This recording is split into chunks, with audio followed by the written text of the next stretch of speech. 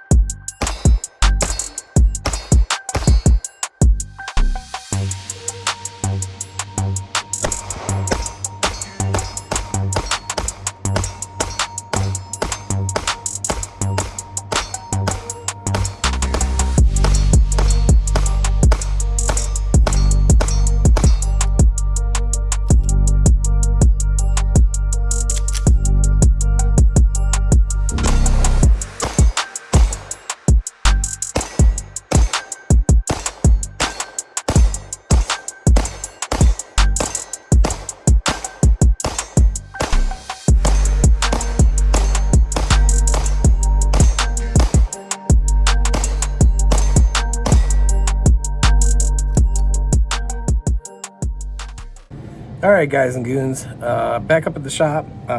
Day later, it got rainy and shitty yesterday, Sunday, or Monday, and so I didn't get to finish all the filming I wanted to do.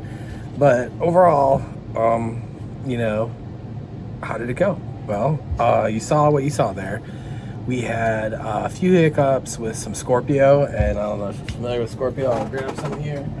It is a real cheap brass. It is brass, but it's like, I think it's like pot metal coated in brass, like real cheap Turkish ammo, 115 grain.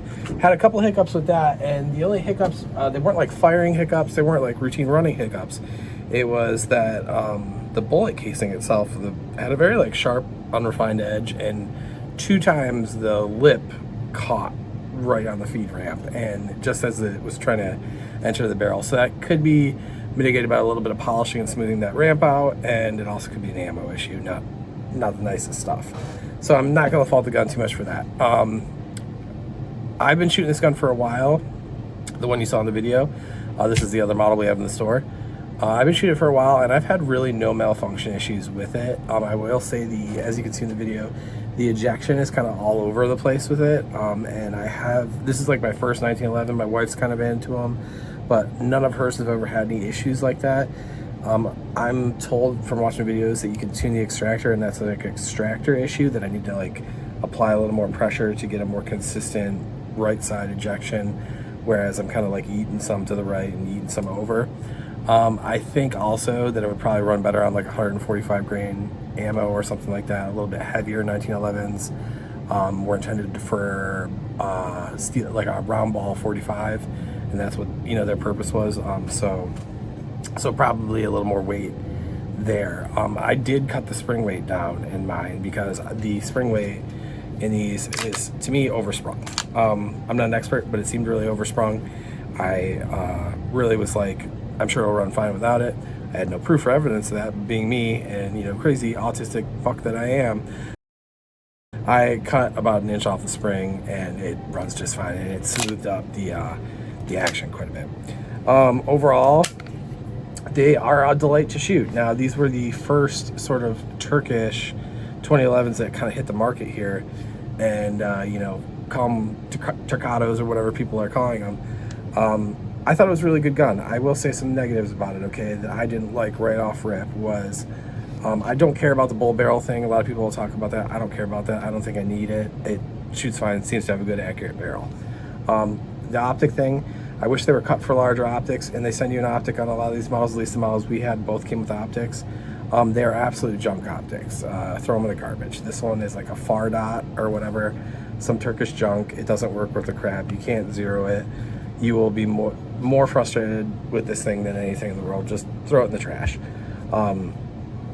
So hopefully the price that they are charging us overall is not inclusive of that so much that that's just like a little extra that they're throwing in there. I think they should just come packaged without them.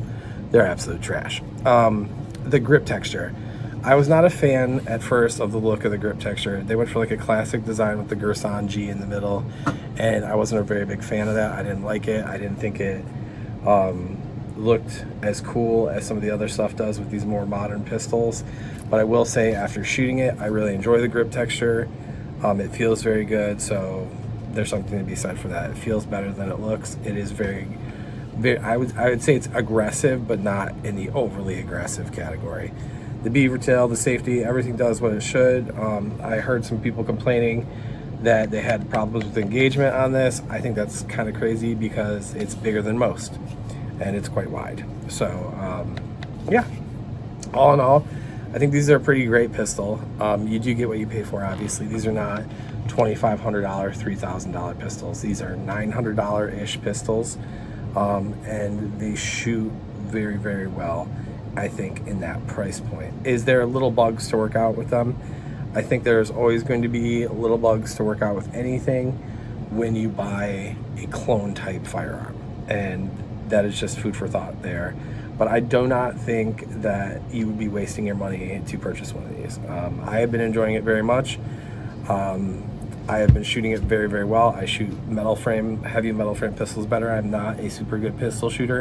And if you have followed my pistol shooting over the years, you've seen that I'm usually pretty slow about it. I miss quite a bit. I'm not a great shooter with the pistols. With this thing, I've picked up my cadence quite a bit. I'm hitting a lot more accurately. I could sense that day that new dot I had put on, that was a Primary Arms. They're a little small, like $129 dot. I could sense that it was off a bit to the right, and eventually at the end there I was compensating and just nailing that. Yeah, I think we've got half-size man steel out there, and we were having a great time. That gun shoots like a dream. Now, could it be better? Could it be fancier? Absolutely. But I think for the price point, you wouldn't be disappointed. If you're a 1911 guy that's got a lot of great stuff in your collection already, this might not be for you, because you're going to say, ugh, God, like this, that, and the other thing. For me, a guy that never had a 1911, that wasn't my wheelhouse, but I do like modern combat type weapons, you know, things with a higher capacity, magwell flares, you know, all the mall ninja stuff I always joke about. This is very mall ninja'd out for somebody like me. We put a nice light on there. We had one of the O-lights on there, adds a little bit of weight out front. And then they come with one magazine. These magazines are fantastic. They never seem to have any issues at all. These are made by Checkmate. But we are running the 29 round Springfield Armory magazine in that video, and it really, they work. They're all cross compatible. I will say there must be something like micrometerly, like teeny tiny difference in them, because I've noticed like this magazine will always lock back. The Springfield one seems to lock back most of the time, but in the video you could see a couple times it did not. I don't know, like I said, again, bullet weight could have something to do with that, a little bit more reliability, but they are all cross compatible, the Springfields and things like that, so you can save quite a bit of money. These Checkmate magazines are about $50-$60 a piece, and that's where they kind of get you. And they only have the standard, like, what is it, like 16, 18 round, whatever it is. And then you can get the 29 rounders, the big boys, for the Springfield for like 30. So food for thought there. But overall, if I was going to give it a rating, like say out of 10, I would give it a solid 8. Solid 8. You know what I mean? I think it's an 8. There could be better, and I think we might have something better coming along in a video soon. This they're calling, you know, the big boy. This is the Mac. The Mac is full-size optic cut, has a different grip texture, and does have a bull barrel. So I'm kind of interested to get out and try these. We just got the Macs in. We got some of the other T-Sauce products in as well recently. So look forward for some videos of those to come here shortly. All right, guys. All right, as usual, be safe, have fun, take care of each other, and I'll catch you on the flip.